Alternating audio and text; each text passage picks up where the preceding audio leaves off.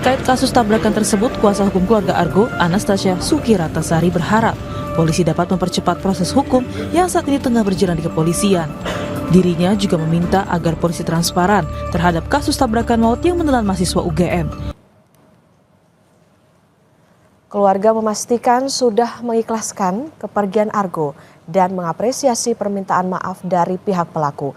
Namun, bukan berarti menerima permintaan damai. Keluarga menyerahkan sepenuhnya proses hukum kepada Polres Sleman dan berterima kasih kepada sejumlah pihak yang membantu mengawal kasus ini. Outstanding pertanyaan kami kepada kejadian, baik itu pelaku yang sesaat sebelum dan sesudah itu tolong dikawal lah gitu loh, sehingga baik aparat dan semua yang berwenang itu betul-betul menjalankan tugasnya dengan sebaik-baiknya. Saya yakin lah bahwa kita masih mempercayakan ini kepada pihak-pihak berwenang termasuk kepolisian maupun kuasa hukum kami.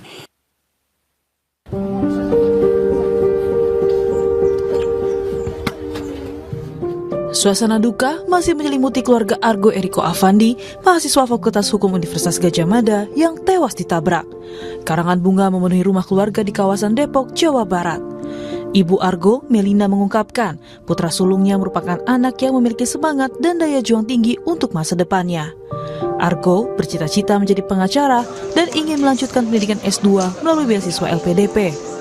Namun, cita-cita Argo dan harapan Melina pupus setelah peristiwa kecelakaan yang menewaskan anaknya di Jalan Palagan Sleman Sabtu dini hari. Ya, corporate lawyer, memang anak ini dari kecil sudah bakat membacanya sudah kuat dan penghafalan pun kuat.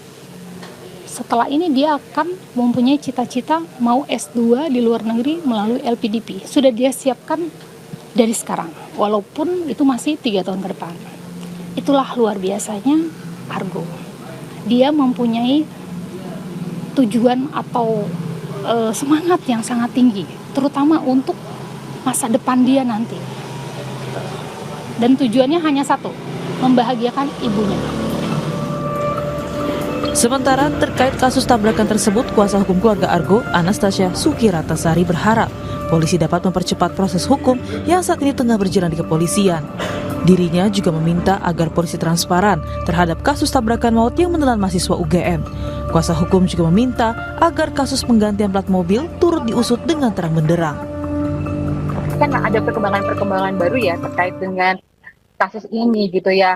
Harapannya bisa lebih dipercepat gitu karena memang dari keluarga sendiri melihat ada beberapa hal gitu ya yang memang harus dibuka gitu ya.